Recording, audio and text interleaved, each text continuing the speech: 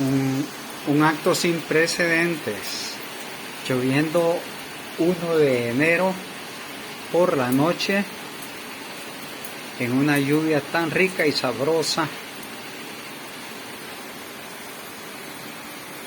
nunca antes visto. Excelente,